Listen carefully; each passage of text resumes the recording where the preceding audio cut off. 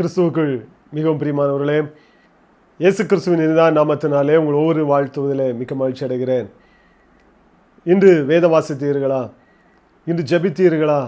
இன்று குடும்ப ஜெபம் செய்தீர்களா? யோசித்து கொண்டு இந்த காணொலியை காணுங்கள். எகிப்தின் நிந்தையை புரட்டி போட்டேன் என்கிற இந்த காணொலி மூலமாக உங்களை சந்திப்பதிலே கிறிஸ்துவுக்குள் மிகவும் மகிழ்ச்சியாக இருக்கிறேன். யோசுவாவின் புஸ்தகம் 5ஆம் அதிகாரம் 9ஆம் வசனத்திலே ஆண்டவர் இஸ்ரவேல் ஜனங்களை பார்த்து சொல்லுகிறார், எகிப்திலிருந்து புறப்பட்டு வந்த விருத்த சேதனம் பண்ணப்பட்டவர்கள் அத்தனை பேருமே மரித்து போனார்கள். இப்பொழுது புதிதாக பிறந்த பிள்ளைகள் அனைவரும் இப்பொழுது கானானுக்குள் வந்துவிட்டீர்கள்.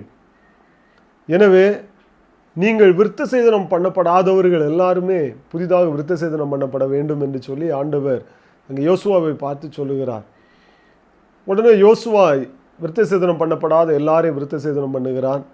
அப்பொழுது ஆண்டவர் யோசுவாவை பார்த்து சொல்லுகிறார், நான் இன்று உங்கள் மீது இருந்த எகிப்தின் நிந்தையை புரட்டி போட்டேன் என்று சொல்லி அவர் சொல்லுகிறார். உடனே யோசுவா சொல்லுகிறார், அந்த இடத்திற்கு கில்கால், காரணம் எகிப்தின் நிந்தையை ஆண்டவர் எங்கள் மீது இருந்து புரட்டி போட்டார். நாங்கள் எகிப்தின் அடிமைத்தனத்தில் இருந்தோம், இப்பொழுது கானானுக்குள் பிரவேசித்து விட்டோம். பழைய மனிதனை நாங்கள் களைந்து போட்டு புதிய மனிதனை நாங்கள் தரித்து கொண்டோம். எனவே அதற்கு அடையாளம் என்ன? ஆண்டவர் எங்கள் மீது இருந்த எகிப்தின் நிந்தையை அவர் புரட்டி போட்டார் என்று சொல்லி இந்த வேத வசனத்திலே சொல்லுகிறதை பார்க்கிறோம். இந்த காணொளியை கண்டு கொண்டு இருக்கிற சகோதரனை, சகோதரியை, தாயை, தகப்பனே, ஒருவேளை நம்முடைய வாழ்க்கையிலும் எகிப்தின் நிந்தை என்கிற ஏதோ ஒரு பிரச்சனை, ஒரு பாரம், ஒருவேளை வியாதியாக இருக்கலாம், ஏதோ ஒரு வாழ்க்கையில் ஏற்படும் தடைகளாக இருக்கலாம், கடனாக இருக்கலாம், எதுவாக இருந்தாலும் ஆண்டவர் சொல்லுகிறார், நீங்கள் விசுவாசத்தோடு ஆண்டவரை நோக்கி பார்க்கும் பொழுது அவர் உங்கள் மீது இருக்கிற அந்த எகிப்தின் நிந்தையை சொல்லுகிறார், நான் புரட்டி போடுவேன் என்று ஆண்டவர் சொல்லுகிறார். அவர் புரட்டி போடுவார் என்று சொன்னால் அந்த எகிப்தின் நிந்தை மீண்டும் நம்முடைய வாழ்க்கையில் வரவே வராது. நாம் வேதத்தின் அடிப்படையில் நாம் பார்ப்போம் என்று சொன்னால் 2 ராஜாக்களின் புஸ்தகம் 4ஆம் அதிகாரம் 1ஆம் வசனத்திலிருந்து 7ஆம் வசனம் வரை நாம் வாசித்து பார்க்கும் பொழுது எலிசாவை பார்த்து தீர்க்கதரிசியின் புத்திரருடைய ஒருவருடைய மனைவி வந்து சொல்லுகிறாள், உம்முடைய அடியானாகிய தீர்க்கதரிசி கடன் வாங்கியிருந்தார், இப்பொழுது அவர் மரித்து போனார். கடனை வசூலிக்க வந்தவர்கள் என்னுடைய 2 பிள்ளைகளையும் அடிமைகளாக கொண்டு போக இருக்கிறார்கள், எனக்கு வந்து ஏதாவது உதவி செய்யும் என்று சொல்லி எலிசாவை பார்த்து கேட்கிறாள். உடனே எலிசா தீர்க்கதரிசி சொல்லுகிறார், உன்னிடத்தில் என்ன இருக்கிறது உன் வீட்டிலே என்று சொல்லுகிறார். அவள் சொல்லுகிறாள், ஒரு குடம் எண்ணெயை தவிர வேறு ஒன்றும் என்னுடைய வீட்டில் இல்லை என்று அவள் சொல்லுகிறார். உடனே சொல்லுகிறார், உன் அக்கத்து பக்கத்து வீட்டில் போய் வெறுமையான பாத்திரங்களை வாங்கி கொண்டு வா, உன் பிள்ளைகளை உன் வீட்டுக்குள் வைத்து கதவை பூட்டிக்கொள், அந்த ஒரு குடம் எண்ணெயை வைத்து எல்லா பாத்திரங்களையும் நீ வார்த்து வை, அது முழுவதும் நிரம்பின உடனே நீ அவைகளை விற்று உன் கடனை அடைக்கலாம் என்று சொல்கிறார். அதே போல் அந்த பெண்மணி செய்கிறாள். ஆண்டவர் தம்முடைய தீர்க்கதரிசியை கொண்டு சொன்ன வார்த்தை நிறைவேறும்படியாய் அப்படியே கடன் மாறுகிறது. அவருடைய வாழ்க்கையில் இருக்கிற அந்த கடன் என்கிற அந்த நிந்தை ஆண்டவர் தம்முடைய தீர்க்கதரிசியை அனுப்பி அவள்கிட்ட இருக்கிற அந்த கொஞ்சம் எண்ணெயை வைத்து அதை பெருக பண்ணி அவளுடைய நிந்தையை அவர் மாற்றி போடுகிறதை நாம் பார்க்கிறோம். காரணம், அவள் கடன் நிமித்தம் கடன்காரன் வந்தவுடன் மனிதனை நோக்கி ஓடவில்லை, தன்னுடைய சொந்தங்களை, உறவுகளை தேடி அவள் ஓடவில்லை, யாராவது எனக்கு உதவி செய்ய மாட்டார்களா என்று சொல்லி ஆண்டோடைய வார்த்தை இருக்கிற தீர்க்கதரிசியை நோக்கி அவள் கடந்து சென்றாள். அவள் வாழ்க்கையில் இருக்கிற அந்த நிந்தை மாறினதை நாம் பார்க்கிறோம். 2 ராஜாக்கள் 5ஆம் அதிகாரம் 1ஆம் வசனத்திலிருந்து 14ஆம் வசனம் வரை நாம் பார்க்கும் பொழுது அங்கே நாகமான் என்கிற ஒரு சீரிய படைத்தலைவனை குறித்து சொல்லப்பட்டிருக்கிறது. ஆண்டவர் நாகமானை கொண்டு சீரிய தேசத்துக்கு ஒரு பெரிய ரட்சிப்பை கட்டளையிடுகிறார். பெரிய ஒரு படைத்தளபதி, அவன் நிமித்தம் அநேக ராஜாக்களை எல்லாம் வின் பண்ணி அவன் வந்துட்டான். ஆனால் அவன் வாழ்க்கையிலோ பாருங்க ஒரு பிரச்சனை, குஷ்டரோகம் என்கிற அந்த எகிப்தின் நிந்தை அவனை வாட்டி கொண்டிருந்தது. என்னதான் வெற்றி அடைந்தாலும் எத்தனை ராஜாக்களை அவன் வெற்றி அடைந்தாலும், எத்தனை போர் வீரர்களை அவன் கொன்று அவன் அங்கே தேசத்தை எல்லாம் அவன் கட்டி கொண்டாலும் அவனால் நிம்மதியாக மற்றவர்களோடு பேச முடியாது, மற்றவர்கள் முன்னிலையில் போய் நிற்க முடியாது. காரணம், அவன் வாழ்க்கையிலோ குஷ்டரோகம். மற்றவர்கள் எல்லாம் இவனை பார்த்து சொல்லலாம், பயரலாம், வேற நாட்டு ராஜாக்கள் யுத்த வீரர்கள் கூட பயரலாம்.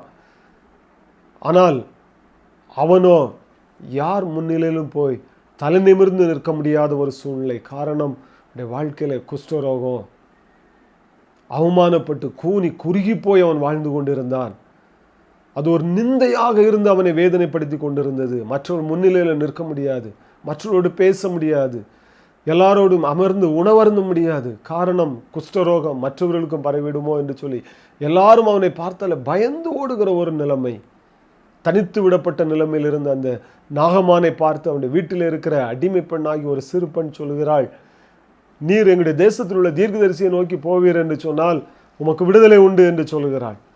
அதை நம்பி அவன் விசுவாசத்தோடு கூட அங்கே இஸ்ரேல் தேசத்தை நோக்கி போகிறான். எலிசாவினுடைய வீட்டிற்கு போகிறான். எலிசா சொல்கிறார், யோர்தானிலே போய் 7 தரம் மூழ்கி எழும்பும் பொழுது இந்த குஷ்டரோகம் நீங்கும் என்று சொல்லுகிறாள். ஆனால் இந்த நாகமானோ கோவப்படுகிறான், என்னுடைய நாட்டில் எத்தனையோ ஆறுகள் இருக்கிறதே, சுத்தமான தண்ணீர் இருக்கிறது, நான் இந்த யோர்தானில் மூழ்க வேண்டுமா என்று கேட்கும். மற்றவர்கள்லாம் சொல்லுகிறார்கள், ஒரு எளிதான காரியத்தை சொல்லுகிறாரே, நீர் கேட்கலாமே, செய்து பார்த்தால் என்ன, மூழ்கி எழும்பினால் என்ன என்று சொன்ன உடனே அவன் அந்த தீர்க்கதரிசியின் வார்த்தையை நம்பி யோர்தானிலே மூழ்கி எழும்புகிறான். 7வது தரம் மூழ்கி எழும்பும் பொழுது அவனுடைய சரீரம் சிறுபிள்ளையின் மாம்சத்தை போல மாறி அந்த குஷ்டரோகம் என்கிற நிந்தை அந்த நாகமானை விட்டு வெளியேறுகிறதை நாம் பார்க்கிறோம்.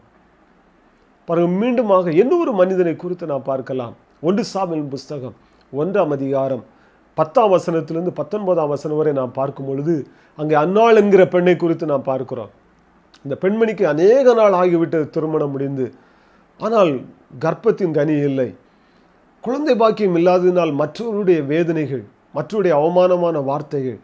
பாருங்கள், ஒரு ஃபங்க்ஷனுக்கு போக முடியாது, ஒரு திருமண வீட்டுக்கு போக முடியாது, ஒரு நல்ல காரியங்கள் நடக்கிற இடத்துல போய் நிற்க முடியாது.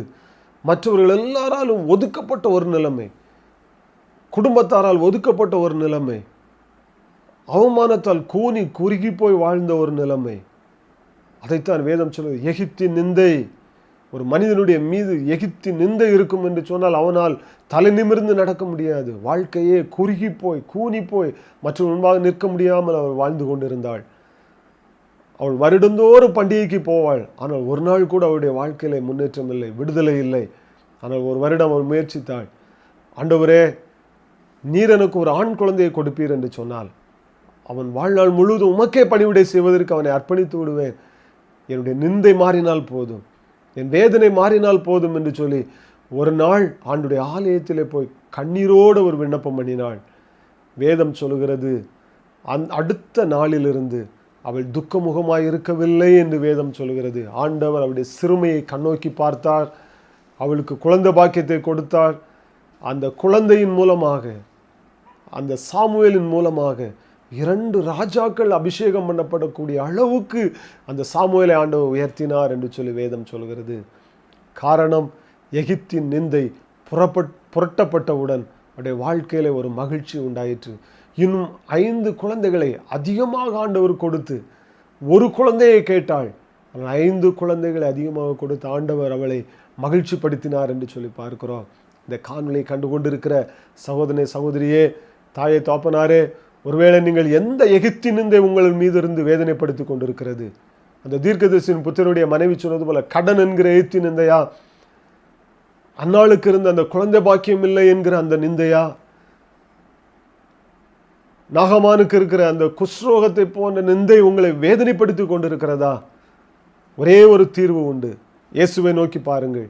இயேசுவே, எனக்கு விடுதலை தாரும் என்று சொல்லி கேட்பீர்கள் என்று சொன்னால் இந்த நாளிலே உங்கள் மீது இருக்கிற எகிப்தின் நிந்தையை புரட்டி போட்டு உங்களையும் மகிழ்ச்சிப்படுத்த, உங்களையும் ஆசீர்வதிக்க போதுமானவராக இருக்கிறார். அந்த தேவனுடைய கரத்தில் அர்ப்பணிப்போம். கர்த்தர் நம்மையும் நம்முடைய குடும்பங்களை ஆசீர்வதித்து நம் மீது இருக்கிற, நம்முடைய குடும்பத்தின் மீது இருக்கிற எகிப்து என்கிற நிந்தையை புரட்டி போட்டு மகிழ்ச்சினால் நிரப்புவாராக. God bless you.